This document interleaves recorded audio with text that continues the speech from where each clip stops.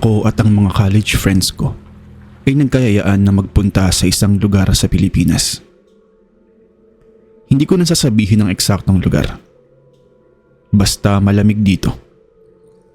Since break naman ng mga panahong yun, ay madali pa nga lang sa amin ang makagala at makapunta sa mga lugar na nais naming puntahan. Lalo pa at may mga sasakyan naman kami. At isa nga ang lugar na ito sa aming destinasyon. Hindi lang yun ang unang beses na makakarating kami sa sinasabi kong lugar. Siguro pangalawa o pangatlo na yata. Maliban kasi sa nakaka-refresh ng utak ang kalamigan sa lugar na yon, ay talaga namang masarap ang mga pagkain ng isa sa mga restaurant na kinakainan namin doon. Iyon talaga ang dahilan kung bakit kami bumabalik sa tuwing sumasapit ang sem break. Napag-usapan namin na aalis kami sa Manila ng around 10 PM para iwas sa traffic at rush hour. Siyam kami noon sa buong tropa. Si Edmar, Robert, Alex, Nico, Chad, Julius, Dondon, si Ronnie at ako. At kaming lahat ay pare-parehas ng kurso na kinukuha. Dalawang sasakyan na pagkasunduan naming dalhin. Ang magkakasama sa unang sasakyan ay sila Robert, Alex, Chad, Nico at ako. Sa pangalawa naman ay sila Dondon, Edmar, Ronnie at Julius. Malas ko lang talaga ng mga oras na yon dahil nakasama ko pa sa isang sasakyan ang dalawa sa mahilig sa katatakutan at paranormal na bagay. Sila Alex at Robert. Si Alex at Robert kasi ay parehas na nanggaling sa probinsya. Kaya marami rin silang bit-bit na mga kwento. Tahimik lang ako na nakikinig sa kanila dahil hindi nga ako naniniwala sa mga ganito. Si Alex ay may kaalaman sa lihim na karunungan dahil nasa lahi nila ang dugo ng pagiging albularyo. Samantalang si Robert naman ay bit-bit ang sandamakmak na kwento patungkol sa mga aswang at engkanto. Mahilig silang magkwento tungkol sa mga buhay nila sa probinsya, lalo na kapag nasa galaan kami. Kapag nasa biyahe kami ay talagang bida ang mga ito sa mga kwentong aswang, multo, engkanto, diwata o kung ano-ano pa man. At noong gabi ngang yun, habang nasa gitna kami ng biyahe, ay puro kulitan, asaran at kwentuhan lang about sa love life ang pinag-uusapan naming tatlo. Alam mo na, mga tipikal na lalaki kaya kung ano na lang ang mapag-usapan. Nang biglang nag-shift ang kwento sa katatakutan. Si Alex ang nagpasimuno noon. Katabi niya si Robert at si Chad. Si Nico kasi ang driver at ako ang nasa tabi ni Nico. Habang nagkukwento siya, ay bigla kong naisip na subukin itong si Alex sa mga kaalaman niya. Curious ba? Ganoon. Gusto ko lang malaman kung totoo ba talaga yung mga sinasabi niya. Pero tinawanan niya lang ako at sinabi na baka matakot lang ako kapag nakaramdam o nakakita na ako. Nang malapit na kami sa lugar na aming pupuntahan, siguro mga around 1 AM or 2 AM na yon, nagyayang kumain ng mga kasama ko. Mga nagutom kasi sa haba ng biyahe. Ang hindi lang namin na-anticipate ng mga oras na yun, ay sarado na yung restaurant na gusto naming kainan. Sa kagustuhan naming umalis ng hating gabi, ay ayun ang napala namin. Wala kaming makitang pwedeng makainan. Meron naman sa paligid na bukas na mga tindahan at karinderya. Pero iba pa rin kasi ang pananabik namin na makainan yung paborito naming kinakainan dito. Ilang sandali lang ay nagyayang kumain na lamang ng lugaw ang mga kasama ko. Pumayag na lang din kami kasi gutom na nga kami. Sakto naman kasi doon sa lugar na aming dinaanan kanina ay mayroon kaming nakitang lugawan. Nang pabalik na kami, palayo sa mga bayan na punong-puno ng ilaw, ay may nadaanan kaming isang lumang tahanan sa may gilid ng kalsada. Nagkatinginan sila Alex at Robert. Agad na pinahinto nila ang sasakyan at pinabalik sa lugar na pinanggalingan namin. Sa likod kasi ng lumang bahay ay may dalawang malaking puno. Hindi naman makita kung anong klaseng puno yon dahil sa kadiliman. Pero sa tindig at yabong ng mga dahon nito sa sanga ay kikilabutan ka talaga. Pinababa muna kaming lahat sa kotse nila Alex. Bumaba muna kayo. Hindi ba't gusto niyong makaramdam ng paranormal na mga bagay? Sabi sa amin nila Alex habang nakangiti. Hindi ako nakapagsalita ng mga oras na yun kasi nabigla rin ako sa mga sinabi niya. Nang bigla itong nagwika ng mga salitang hindi ko masundan.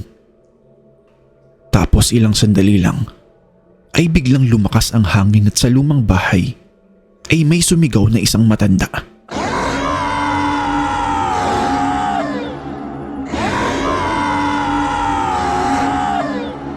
Tatlong boses ang aking naririnig.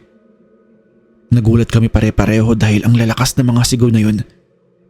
Kaya mabilisan kami tumakbo sa loob ng kotse. Agad namin itong pinaharurot para makaalis kami agad doon. Alex, ano bang ginawa mo doon? Bakit may sumigaw? Hanggang ngayon kinikilabutan ako sa mga narinig ko. Tanong sa kanya ni Nico. Wala naman pare. Ito kasing si Ramil eh. Hinahamon ako kanina, di ba? Sakto. Mayroon tayong nadaan ng pwedeng dahilan para maniwala sa mga kwento ko si Ramil. Sagot nito kay Nico. Huwag kayong mag-alala. Nilagyan ko na ng pangontra ang mga sarili natin. Kaya hindi tayo malalapitan ng mga yon. Sabi naman ni Robert. Ha? Pangontra? Para saan yun? Mga buwisit talaga kayo eh. Tinan nyo, hanggang ngayon tumataas pa rin yung balahibo ko. Ayos lang ba yung matanda doon? Sabi ko sa kanila. Totoo naman kasi na noong mga oras na yun ay grabe ang takot at pagtayo ng mga balahibo ko sa katawan. Kung maririnig nyo lang ang sigaw ng mga yun na nanggaling sa loob ng bahay ay talagang matatakot din kayo. Tunog aso na may halong sigaw ng matandang babae at lalaki ang mga sigaw na narinig namin. Para nanggagaling pa sa ilalim ng hukay ang mga boses nila. Maya-maya lang ay nakita naming bumabagal ang sasakyan nila Edmar. Sila kasi yung nasa may unahan namin. Binuksan ng isa sa kanila ang side wind glass ng sasakyan at pinabagal din ang takbo namin. Hindi namin alam ang dahilan. Kaya nang magkatapat ang mga sasakyan namin ay tinanong ko sa kanila kung ano ang problema. Doon ay nakita kong nanginginig na itinuturo ni Edmar at Ronnie ang isang malaking kalabaw na nasa unahan namin. Noong una ay hindi ko alam kung ano ang kinakatakot nila sa isang payat na kalabaw.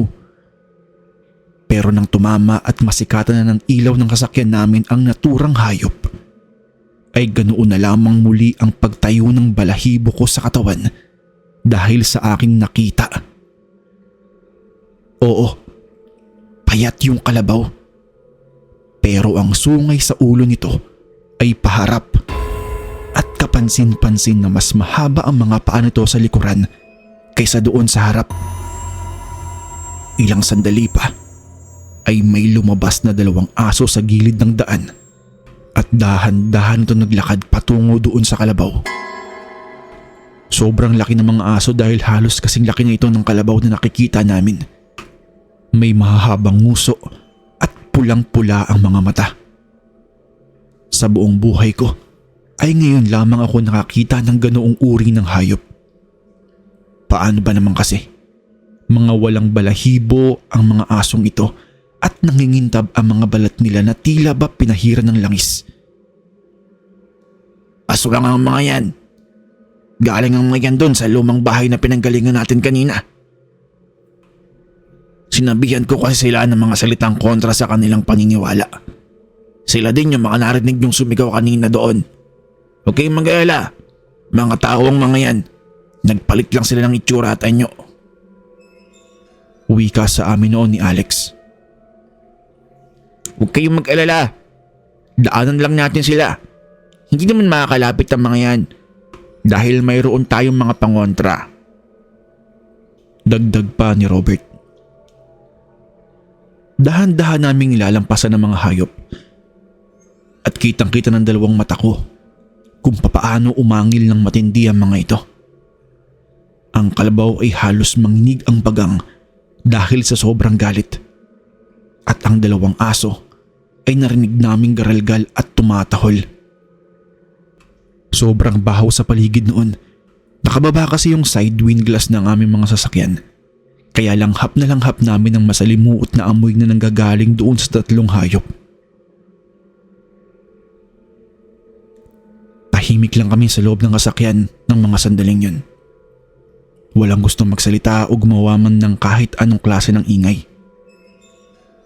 Sa hindi maipaliwanag na dahilan, ay parang biglang bumagal ang takbo ng oras ng mga sandaling yun.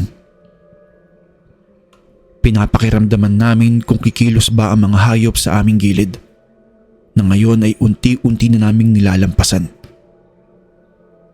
Ako man ay natatakot ng mga oras na yun. Pawisan ng palad at nanginginig ang mga tuhod ko. Pero sila Alex at Robert, nakangiti at kalmado lamang nang biglang kinalampag ng kalabaw ang likod na parte ng sasakyan namin. Nakatayo na ito at ang mga aso naman ay pilit na kinakalmot ang gulong. "Patakbuhin niyo na!" utos ni Alex at Robert.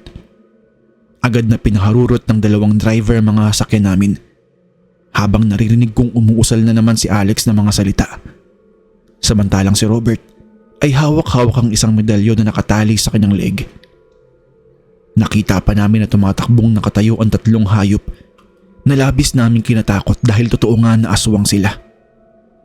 Nang matapos sa pagwika si Alex, ay biglang gumulong sa kalsada ang kalabaw na siyang ikinahinto ng dalawa nitong kasamang aso. Nilapitan nila ang kalabaw at rinig na rinig namin ang ungol at malakas na alulong ng mga ito. Sa daan pa uwi, ay walang gustong magsalita sa amin. Halata ang takot sa mga mukha dahil sa kakaibang karanasan na aming nasaksihan.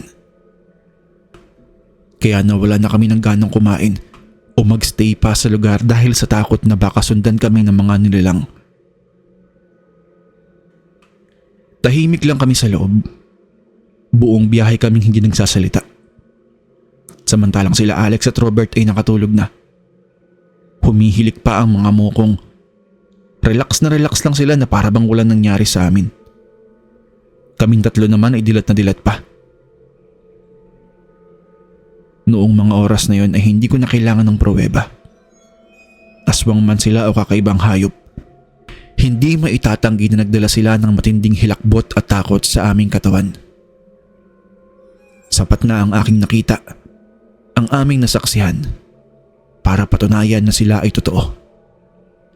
Nasa paligid lamang sila, nag-aabang, naghihintay ng kanilang sunod na mabibiktima.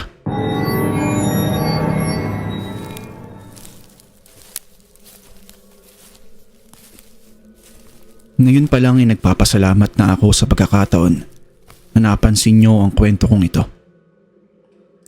Hindi ko naman ito personal na karanasan, kung hindi karanasan ng asawa ng aking tiyahin. Nakwento niya sa akin ito nung minsan ay ninirahan silang patsamantala dito sa aming tahanan sa Caloocan. Bago ko simulan ng kwento ni Amang Manuel, yun kasi ang tawag namin sa kanyang magkakapatid, ay nais ko munang banggitin na isa si Amang sa masasabi nating pinagkalooban ng biyaya ng kalikasan. Tama kayo ng narinig. May kakayahan si Tito na manggamot, magpagaling, at magpaalis ng engkanto. May kaalaman din siya sa pagpapaalis ng demonyo na sumasapi sa isang tao.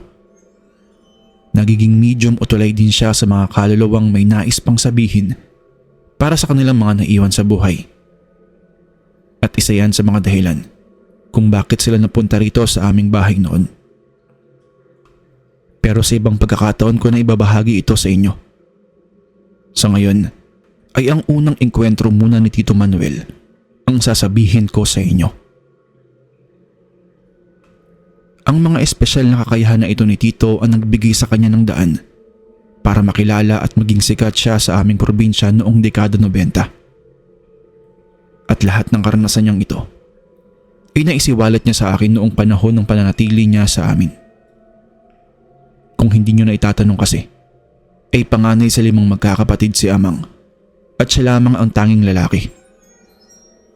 Ang tatay naman nila ay matagal nang wala sa mundong ibabaw matapos itong maaksidente nang minsan ay tamaan ng rumaragas ang sasakyan sa kalsada.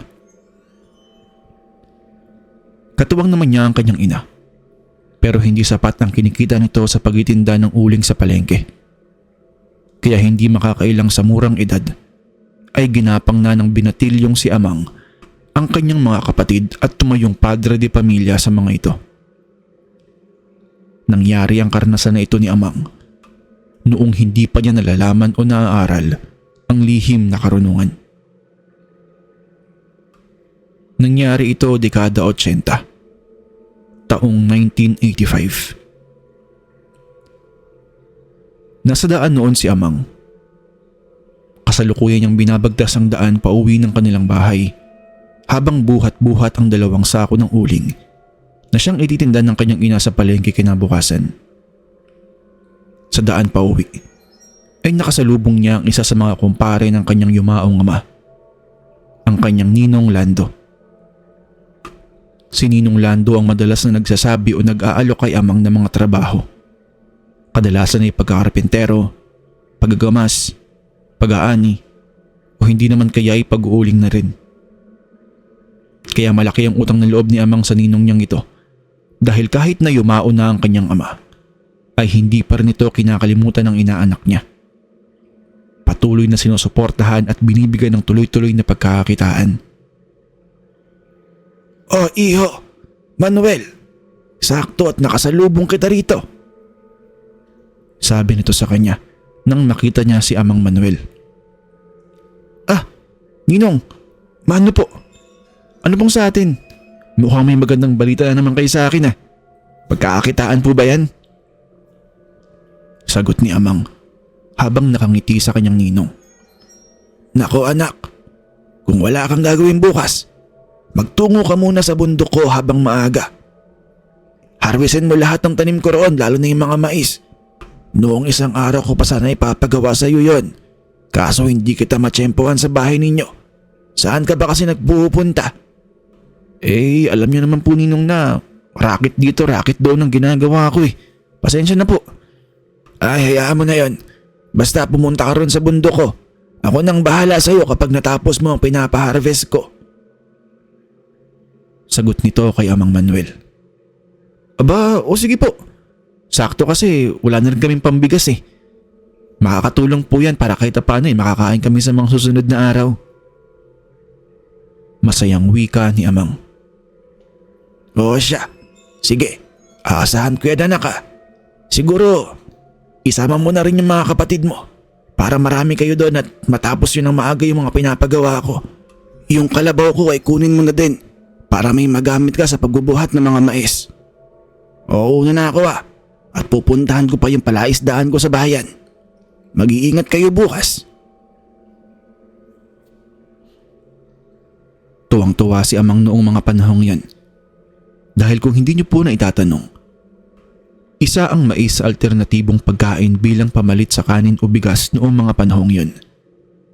Kaya tuwing gapasan ng mais, ay mas pinipili ni Ninong Lando na si Amang Manuel na lamang ang mag-isang magapas para wala na itong maging kaparte pa sa mga makukuha nito. Pagka-uwi nga ng bahay ni Amang, ay agad niyang ibinalita ito sa kanyang ina. Sinabi niya na magagapas nga siya bukas ng mais sa lupain ng Ninong Lando niya at katulad nga na naging reaksyon niya, ay tuwang-tuwa rin ang kanyang ina dahil hindi na rin nila pag-iisipan pa kung saan sila kukuha ng pagkain sa mga susunod na araw. Kaya noong gabi pa lang ay pinahanda na ni Amang ang kanyang mga gagamitin sa paggagapas ng mais sa lupain ng kanyang ninong. Dala-dala niya ang 3 itak, isa sa kanya at tig-isa sa 2 kapatid niyang babae. Meron din siyang dalang isang karit at ilang mga sako bilang lagayan ng mais. Kinabukasan nga ng 3:00 ng madaling araw ay umalis na sila Amang at ang 2 niyang kapatid. Sa daan ay kanilang kinuha na rin yung kalabaw at karo na siyang pagmamay-ari ng kanyang ninong. Habang inaakyat nila ang bundok, ay may naamoy na hindi kaaya-aya ang magkakapatid. Sabi sa akin ni amang noon na ang amoy nito ay parang amoy ng dumi ng tao na hinaluan ng kulob na labahin at malansang isda na nabubulok. Hindi talaga nila maintindihan yung amoy. Kahit nga yung kalabaw na kanilang daladala ay hindi rin mapakali dahil na rin sa amoy. Kasabay ng amoy na yun ay ang sandaling paggalaw at pag-iingay ng kapaligiran. May mga ilang sanga kasi na biglang gumalaw na lang sa paligid nila. Sandaling nakiramdam at tumigil sa pagsulong sila amang noon. Pinakikiramdaman nila ang paligid. Pero lumipas na ang ilang minuto ay wala namang nangyaring kakaiba. Kaya minabuti nilang magpatuloy na sa pag-ahon dahil kailangan nilang makadami sa pag-harvest ng mais. Saktong pagkarating nila sa lugar ay itinali ng dalawang kapatid ni amang ang kalabaw sa puno malapit sa kubong nagsisilbing pahingahan sa maisan. Habang si amang naman ay umiikot ng mabilisan sa buong lugar upang i-double check kung wala bang nasirang pananim o kung may mga nanakaw ba ng mais. Wala namang nakitang kakaiba si amang, kaya bumalik na lamang si amang sa lugar kung saan niya iniwan ng mga kapatid at sinabihan ng mga ito na magsisimula na sila sa paggagapas. Sa kanilang paggagapas ay palingalinga ang kapatid niyang babae na si Dina. Wika pa nito na parang may nanonood daw sa kanila. Pero pinagsawalang bahala ito ni amang at nagpatuloy sa ginagawa. Mga bandang 5:45 na ng hapon. Nakakadalawampung sako na sila ng mais noon. Inutusan ni amang ang dalawa niyang kapatid na sila na muna ang magbaba sa bayan ng mga mais. Gamitin nila ang kalabaw at magpapaiwan siya sa maisan para tapusin ang nasimula nila. Hindi naman umangal ang dalawa, kaya inayos nila ang karo ng kalabaw at dali-daling umalis. Sa patuloy na pagkuha ni amang sa mga mais sa puno nito, ay may narinig siyang isang sigaw. Isang mahabang sigaw na pamilyar sa kanyang pandinig. Sigaw yon ng kapatid niya.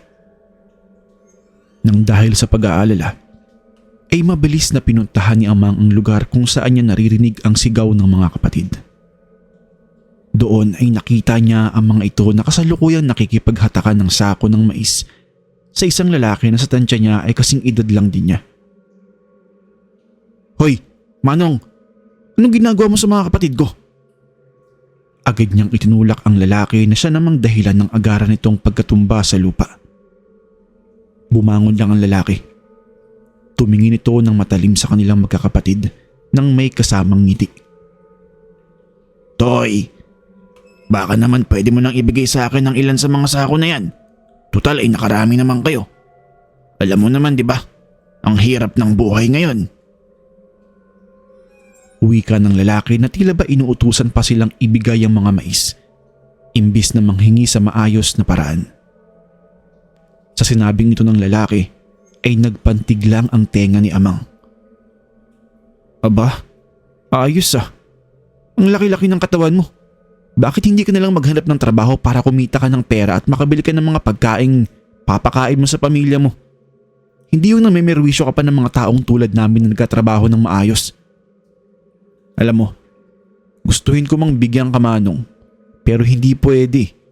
Hindi rin sa akin ang mga mais na yan, kaya kung maaari, ay umalis ka na lang." Wika nito sa lalaki. Sa pagkakataong yun, ay napatindig ang lalaki sa kanya at lalo pa itong tumingin ng masama. Nakagat pa nito ang labi sa sobrang inis at galit nito kay amang. Marahil ay dahil yun sa mga sinabi ni amang sa kanya. Kaya ang ginawa nito, tumabi ito sa daan at nagpatuloy sa pagsulong ang magkakapatid. Pinili na lamang ni amang na ihatid ang kanyang dalawang kapatid sa kabayanan dahil baka nga sundan ito ng lalaki.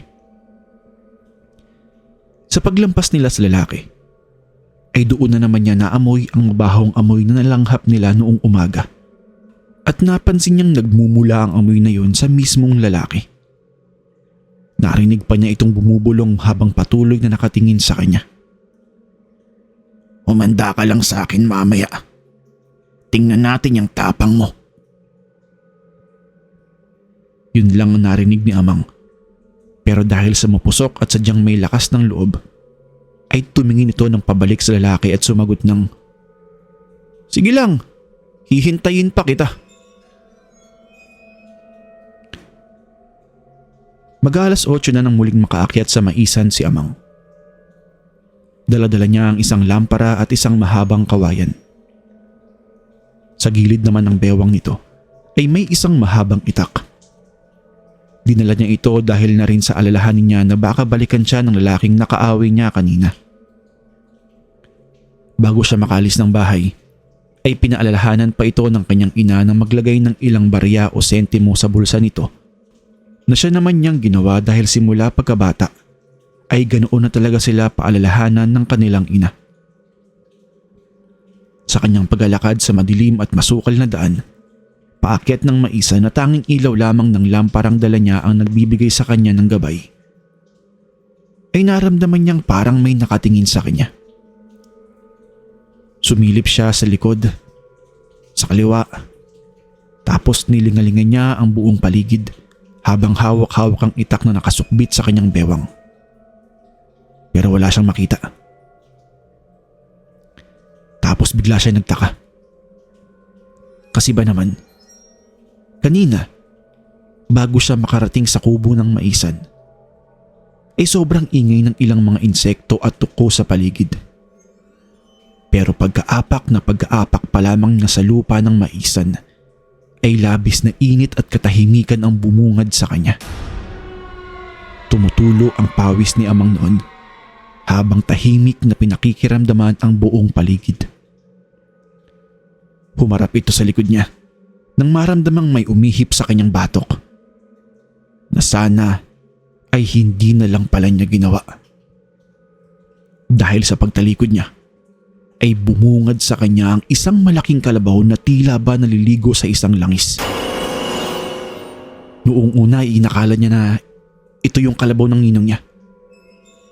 Pero nang pinagmasdan niyang maigi gamit ang ilaw ng lamparang daladala, ay sobrang layo nito sa itsura noon dahil payat ang kalabaw na ito at sobrang mabalahibo pa.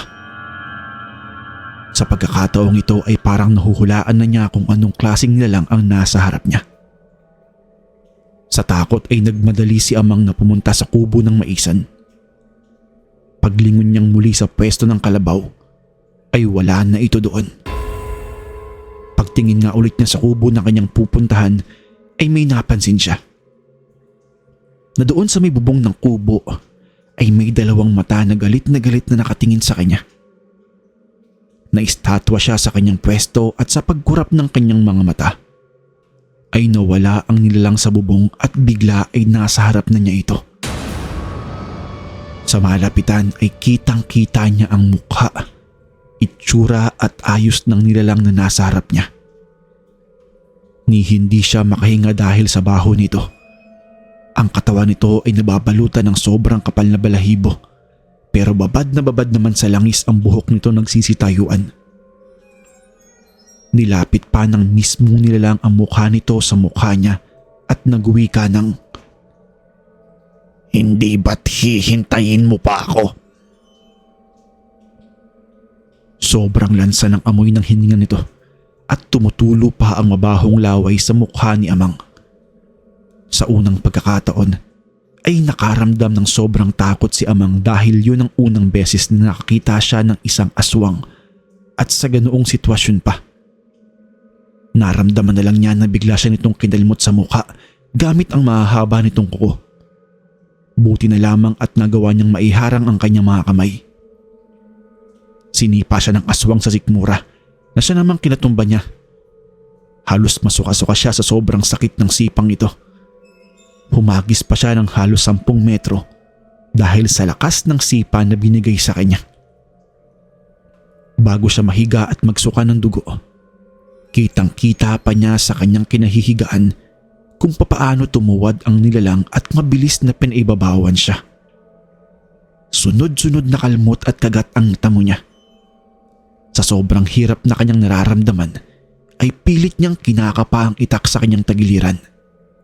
Pero sadya yatang hindi siya pinagbibigyan ng kapalaran dahil nahulog na pala ito kanina noong nagtangka siyang tumakbo.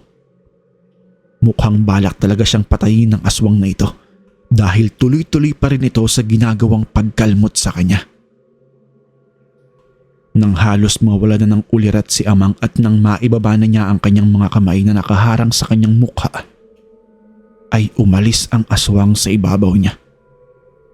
Hinawakan siya sa paa at unti-unti siyang kinaladkad. Pero sa hindi maipaliwanag na dahilan, ay nahihirapan ang nilalang sa pagkaladkad sa kanya. Nararamdaman pa niya ang mga damo, bato at ang magaspang na lupa sa kanyang kinahihigaan habang patuloy sa pilit na paghila ang nilalang sa kanyang mga paa. Nang ipipikit na ni Amang ang kanyang mga mata dahil sa sobrang sakit na kanyang nararamdaman, ay nakarinig siya ng isang sigaw. Sigaw na parang pamilyar sa kanya. Boses ito ng isang lalaki. Maya-maya ay nagulat siya. Nang sa paanan niya ay may nahulog na isang braso. Hindi siya sigurado kung kaninong braso ito. Pero nang makita niya ang balahibo at ang makapal na buhok nito, ay doon siya naalimpungatan at nalaman niya na ito ay nanggaling sa aswang na kanina pa humihila sa kanya. Rinig na rinig niya ang malakas na palahaw at sigaw nito dahil sa pagkawala ng isang parte ng kanyang katawan. Halos mamatay-matay sa sakit at nagpagulong-gulong pa ang nilalang sa paanan niya nang biglang tumakbo ng mabilis papalayo sa kanya. At doon sa puntong yun, ay tuluyan nang nawala ng malay si Amang. Nagising siya sa ginagawang pagtapal ng halamang gamot ng kanyang ninong Lando sa kanilang bahay. Kitang-kita ang pag-aalala ng nanay at mga kapatid nito sa kanya. Ang ninong pala niya ang nagligtas sa kanya. Nabanggit din ito na buti na lamang talaga ay nakaabot siya. Nakwento kasi ng dalawa niyang kapatid na babae sa ninong niya ang engkwentro nila sa lalaki sa may daan. Malakas ang kutob niya na ang kanilang nakasalubong ay isang aswang. Kaya nagmadali siyang pumunta sa maisan. Buti na lang at puno ng barya ang bulsa ni Amang dahil kung hindi ay natangay na ito ng nilalang na walang kahirap-hirap. Ang mga barya pala ang nagsisilbing pabigat o pangontra upang hindi ka mahila, mabuhat o matangay ng isang aswang. Dahil sa mga kwento ng ninong ni Amang sa kanya, doon niya napagtanto na isang sikat na albularyo at manggagamot dati ang kanyang ninong Lando, kasama ang tatay niya. Silang dalawa ang pares na talaga namang kinakatakutan ng mga nilalang sa gabi sa kanilang probinsya noon. At ang ninong ni Amang, siya mismo ang nagmulat at nagturo sa kanya ng iba't ibang bagay patungkol sa lihim na karunungan. Nang sa gayon, ay magawa na nitong protektahan ang sarili laban sa mga ganoong uri ng aswang. Marami pang kwento na nabanggit sa akin si Amang at bala ko ding ibahagi yun sa inyo sa mga susunod na araw.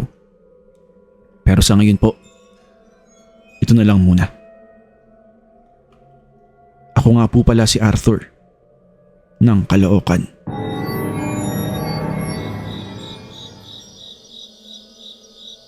Ako nga pala si Lucas at nais kong ibahagi sa inyo ang kakaibang karanasan ko pagdating sa mga nilalang ng dilim. Naging interesado akong ibahagi sa inyo ang kwentong ito dahil na rin sa pag-uudyok sa akin ng isa kong kaibigan na minsan na nagpadala ng kwento sa inyo. Parehas kaming mahilig sa mga ganitong uri ng bagay, lalo na sa katatakutan. Dahil labis kaming nakaka-relate sa mga karanasan ng mga senders ninyo. Dahil kung ano man ang takot na naramdaman nila noong nakatapat nila ang mga nilalang na ito, ay sigurado kaming parehas lang din ang takot na naramdaman namin noong kami naman ang nakaranas ng ganoong nakakatakot na pangyayari. Bata pa lamang ako, ay pinalaki na ako ng mga magulang ko sa mga kwentong kababalaghan at aswangan. Alam nyo na, dahil sa tipikal na kwento na ito sa mga probinsya, ay madalas na ito ang ginagamit nilang panakot sa amin para hindi na kami abutin ng takip silim sa labas ng bahay. Lumaki din kasing naniniwala sa mga ganitong nilalang ang aming mga magulang. Wala man silang direktang karanasan patungkol dito, ay pinalaki naman sila ng mga magulang nila sa mga kwentong sila lolo at lola mismo ang nakaranas. Kaya nga hanggang sa mga panahong ito ay bit-bit pa rin namin ang mga kwento nila. Ito ay isang malaking patunay na hindi lamang tayo ang mag-isang nabubuhay sa mundong ito, kung hindi mayroong mga nilalang rin sa dilim na dapat nating mapansin. Sa mga susunod na araw ay ibabahagi ko sa inyo ang karanasan nila lolo at lola. Pero sa ngayon, nais ko munang isalaysay sa inyo ang natatangi kong kwento. Kwento na sa tingin ko ay pasok sa panlasa ng mga tagapakinig ninyo.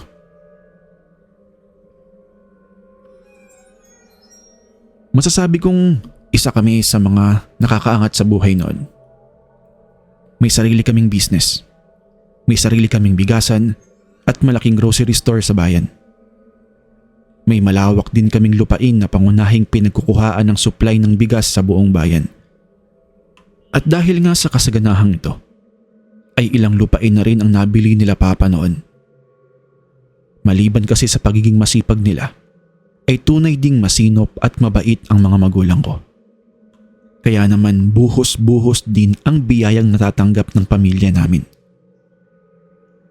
Isang araw, ay dumalaw sa amin ng isang ahente ng lupa. Kumpare ito ni Papa. May inaalok itong lupa sa kanya na hindi kalayuan sa lugar namin. Noong malaman ni Papa na napakamura lamang ng halaga ng lupang to, ay naging interesado siya na tingnan ang buong lupain. Niyaya niya pa ang ilan sa mga kapatid niyang lalaki upang makasama sa amin sa pagtingin ng lupa. Noong sabihan ako ni Papa na sumama, ay hindi na ako tumanggi. Sumama na agad ako. Excited rin kasi akong makita yung lugar. Gamit ang aming sasakyan ay nagtungo kami sa lupaing sinasabi ng kumpare niya. Bale ako, 2 kong kapatid na lalaki at 3 kapatid ni Papa at ang mga anak nito ang nagpunta doon. Hindi kasi pwede si Mama noong mga panahong iyon dahil kasalukuyan itong abala sa ibang mga negosyo namin. Umabot ng halos 2 oras ang biyahe mula sa bahay papunta sa binibentang lupa. Malapit lamang ito sa kalsada kaya hindi na rin kami nahirapang puntahan ito. Pagkatingin pa lamang nila Papa sa buong hektarya ng lupa ay alam ko nang interesado na ang mga ito. Bagamat wala pang mga bahay sa paligid, ay maganda naman ito para pagtayuan ng business sa hinaharap. Napakalawak ng lupa at may iilang halaman at puno na ang nakatayo dito. May iisang bahay sa may bungad ng mismong lupain. Malapit ito sa highway, kaya doon muna kami tumigil habang hinihintay ang may-ari na siya magbebenta mismo ng lupa. Ilang sandali pa nga ay dumating ang isang hindi katandaang lalaki. Hindi sila magkalayo ng edad ng papa ko kung pagbabasihan natin ng pisikal na anyo. Tawagin na lamang natin sa pangalang Mang Ramon ang nagmamay-ari ng lupa. Kasama rin ito ang isang binatilyo na sa tingin ko ay kasing edad ko lang din naman. Ang pangalan ng binatang ito ay Efren. Habang nag-uusap patungkol sa bentahan at ilang detalye patungkol sa lupa sila Papa at Mang Ramon, kasama ang mga tito ko sa loob ng bahay, ay abala naman kaming mga kapatid ko na nag-iikot-ikot sa buong paligid ng lupain. Kasama namin noon si Efren bilang siya ang nakakaalam sa pasikot-sikot sa buong lugar. At dahil nga hindi pa kami pamilyar sa buong lugar, ay inutusan siya ng kanyang ama na samahan kami. Mabilis din naman naming nakapalagayan ng loob si Efren. Mabait ito. Walang arte sa katawan. Katulad namin, ay mahilig rin pala ito sa mga nakakatakot na bagay. Halos maikot na namin ang buong kapaligiran nang may mapansin akong isang malinis at malawak na daan paakyat. Ito ay papunta sa isang maliit na kabundukang malapit lamang sa lupa na bibilhin namin. Naging curious ako sa lugar na yun Kaya naman, niyaya ko silang umakyat doon. Nagtanong pa ako noon kay Efren kung anong meron sa itaas noon kasi baka mamaya mayroong magandang view. Pero agad na ito nagsabi na bumalik na muna kami sa bahay para magpaalam kung sakaling aakyat man kami. Pero ewan ko ba, sadyang naging matigas ang ulo ko noon. Pinilit ko pa rin silang umakyat nang hindi nagpapaalam. Total ay mag-aalas 5 pa lang naman noon ng hapon. Tsaka isa pa, madami rin naman kami. Kaya kampante akong walang mangyayaring kakaiba sa aming dadaanan. Isa pa, malapit lang naman yung tuktok ng bundok. At kung sakaling kailangan namin ng tulong o kailangan naming umuwi agad, ay hindi naman kami mahihirapan at matatagalan talaga. Tanaw kasi mula sa paanan nito ang malawak at patag na lupain doon. Hindi rin naman nagtagal ay napapayag ko ang mga kapatid ko at pinsan. At dahil kay Efren kami ibinili ng tatay niya, ay wala itong nagawa kung hindi sundan kami. Nakita kong napakamot at napailing na lamang siya ng ulo ng mga sandaling yun. At nag-uwi ka ng, Basta, sinabihan ko na kayo Total, mukha naman kayong matatapang, ay di sige, aakyat tayo.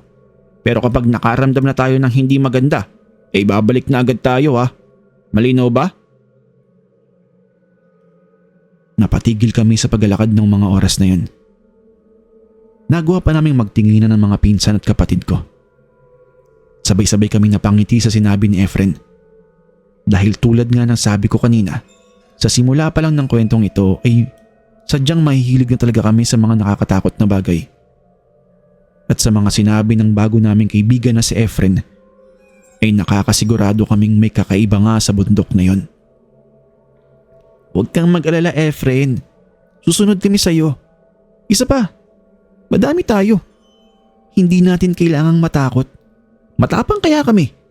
At tandaan mo hindi kami natatakot sa mga aswang, engkanto o multo-multo na yan. Sanay na kami at marami kaming alam tungkol sa kanila. Payabang na sagot ko sa kanya. Nagpatuloy na nga kami sa paglalakad paitaas. Nakapagtataka na kahit medyo masukal ang tinatahak naming kabundukan, ay mapapansin mong malinis ang lupang aming nilalakaran. Sapat ang lawak ng daan upang madaanan ito ng mga sasakyan. Para bang natural na ito at talagang dinadaanan ito ng mga residente doon. Sa aming pagsisiyasat pa sa buong paligid, ay napansin namin na may mga iilang tao palang nakakasabay namin sa pag-akyat. Maliban pala sa dinadaanan naming ruta, ay may iba pang daan paakyat sa tuktok ng bundok. Sabi ni Efren, yun daw ang mga residente na nakatira doon. May iilang kabahayan din kasi kaming nakikita sa paligid. Iyon marahil ang dahilan kung bakit maayos ang kalsada ang aming dinadaanan. Makalipas lamang ang halos ilang minuto ng paglalakad, ay may nakikita naman kaming ilang ulingan sa paligid. Sari-sari ang mga puno at halamang nandoon. Kaya imbis na matakot, ay namangha pa kaming lalo sa lugar. Wala na kaming nakikitang mga tao sa mga oras na ito. Ilang sandali pa, mayroon kaming nadaan ng isang malawak na talahiban sa magkaparehas na gilid ng daan. Mayayabong at nagtataasan ang mga talahib na ito. Halos kasing taas na rin namin ito kung iyong susukatin. Nang makita ito ni Efren, ay pinagmadali niya kaming maglakad papunta sa itaas ng bundok. Dagdag pa niya na baka abutan na kami ng gabi kung magtatagal pa kami doon. Sa tono ng kanyang pananalita, ay parang iniiwasan niya itong mangyari. Pagkarating namin sa lugar, tunay niyang napakalawak nito. Ang tuktok ng bundok ay isang malawak na kapatagan na may ilang punong nakatayo. Tanaw mo mula dito ang mga ilaw na nanggagaling sa mga bahay sa ibaba. Malakas ang hangin, kaya naman agad akong nakaramdam ng sobrang kaginhawaan at kapayapaan. Noong una, ay nagawa ko pa silang biruin na mas maganda ata kung doon na kami magpapalipas ng gabi. Pero tinawanan lang ako ng mga kasama ko. Nagtagal pa kami siguro roon ng mga halos 1 oras. Palubog na rin ang araw ng mga sandaling ito, kaya mas naengganyo pa kaming magtagal. Nakahiga kaming lahat sa damuhan maliban kay Efren. Nakangiti naming sinisilayan ng kagandahan ng mga sandaling yun. Si Efren naman sa kabilang banda ay napapansin kong palingalinga na sa paligid. Para bang nagmamasid ito sa kapaligiran namin. Nababahala ang mukha niya na para bang anumang oras ay may mangyayari sa amin na hindi maganda. Mga bandang 7:30 na ata noon nang magkayayaan na kaming bumaba na. Ibang-iba na ang itsura ng daan at kapaligiran ng mga oras na ito. Sobrang dilim na sa paligid. At dahil na rin sa wala kaming dalang kahit na anong bagay na magsisilbi naming liwanag, ay umaasa lamang kami sa mahinang liwanag na nanggagaling sa liwanag ng buwan. At dahil sa kapilyuhan ko, ay nagawa ko pa silang takutin ng mga sandaling ito. Mga pinsan, kapatid, naalala niyo ba yung mga kwento ng tatay natin sa atin na sa ganitong mga pagkakataon at lugar daw, may nagpapakitang mga aswang? Paano kaya kung bigla sila magpakita ano? Ano kayang gagawin natin? Sabi ko sa kanila. Dahil napapansin kong tahimik at parang natatakot na yung iba kong mga kasama. Ano ka ba naman? Huwag kang manakot ng ganyan. Baka mamaya may makasalubong nga tayo eh. Sagot ng isa sa mga pinsan ko na halatang takot na noong mga oras na yon. Bilisan na lang natin maglakad. Mamaya ay madaanan natin yung daan na may mahabang talahiban dyan sa may baba. Binabalaan ko kayo ha. Huwag kayong gumawa ng malakas na ingay habang dumadaan tayo doon. Babala sa amin ni Efren habang tinatahak namin ang daan. Sa aming paglalakad pababa, ay napansin naming mas lalong tumatahimik ang paligid. Kahit yata galaw o ingay ng hangin ay hindi namin naririnig. Binilisan na rin namin ang aming mga hakbang dahil sa kinukulit na rin kami ni Efren na magmadali sa paglalakad.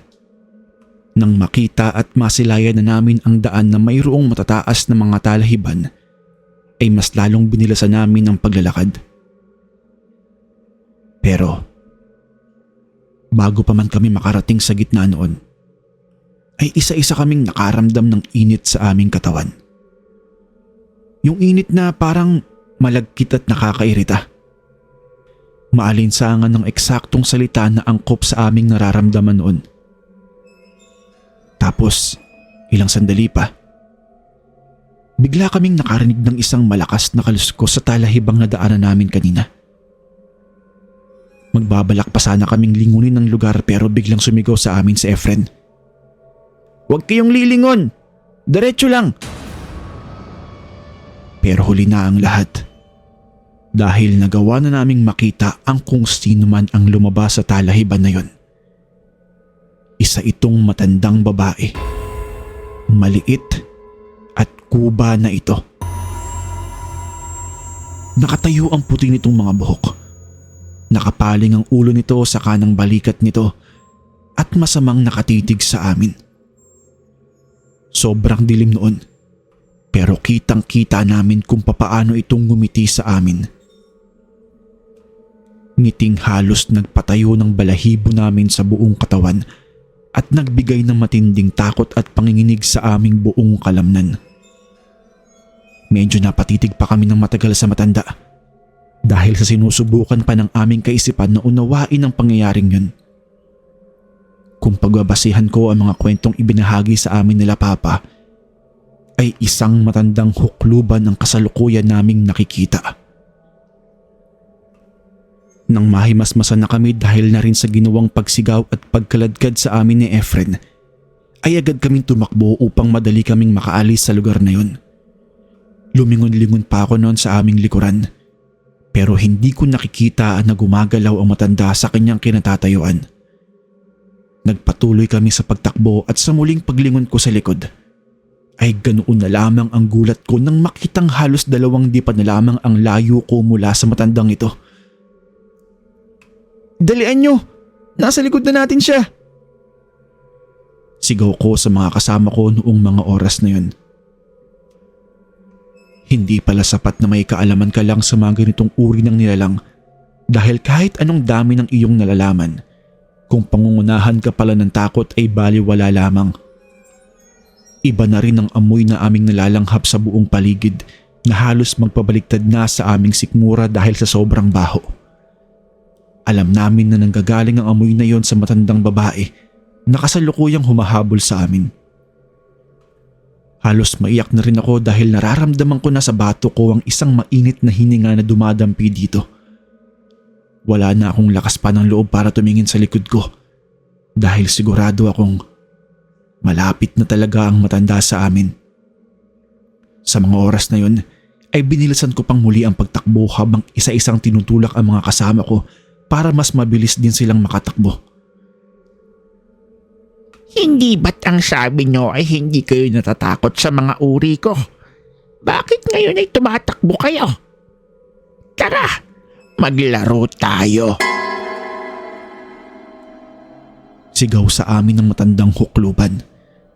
Hindi man namin makita kung saan nanggagaling ang boses na yun ay sigurado kaming nagmumula ito sa kanya. Mas lalo naming binilisan ang pagtakbo at lahat kami ay sumisigaw na ng mga oras na yun. Isa-isa na naming tinatawag ang pangalan ng aming mga magulang sa pagbabakasakaling baka marinig nila kami. Nang makakita kami ng ilang mga tao naglalakad, ay doon lamang kami napanatag. Nagtaka pa ang mga ito kung bakit hingal na hingal kami, pero hindi na namin sila pinansin dahil mas gusto naming makauwi na sa bahay kung nasaan sila papa. Nang makarating nga kami sa bahay kung nasaan sila papa kasama si Mang Ramon, ay agad nilang tinanong kung bakit ang dudungis namin. Hingal na hingal at pawisan. Si Efren na ang nagpaliwanag sa kanila ng lahat dahil halos mawala na ako ng hangin sa dibdib dahil nga sa pagod at takot na naranasan ko. At doon nga ay kinumpirma ni Mang Ramon na may iilang mga hukluban at aswang sa kabundukang yun. Pero hindi naman daw ito nanggugulo sa kanila. Marahil ay narinig nito ang mga biro namin sa may itaas ng bundok. Malakas kasi ang pandinig ng mga ganitong uri ng nilalang. At kapag nakarinig sila ng mga salitang katulad ng sinabi ko, ay iniisip ng mga ito na naghahamon ang taong nagsalita noon. Marahil ay iyon ang dahilan kung bakit kami hinabol nito upang hamunin, takutin at turuan na rin kami ng leksyon. Itinuloy nila papa ang pagbili sa lupa. Hindi rin kasi may tatanggi na maganda ang lugar para pagtayuan ng iilang establishments, lalo pa ngayon na unti-unti nang umuunlad ang lugar. Pero alam nyo ba, kahit kailan, kahit medyo nagkaedad na kami, ay hindi na kami naglakas pa ng loob ng mga pinsan ko na magpunta sa lugar na yon. O kahit mapadaan man lamang.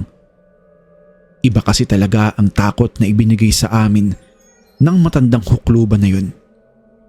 Nang minsan naming makasalamuha siya sa may talahiban.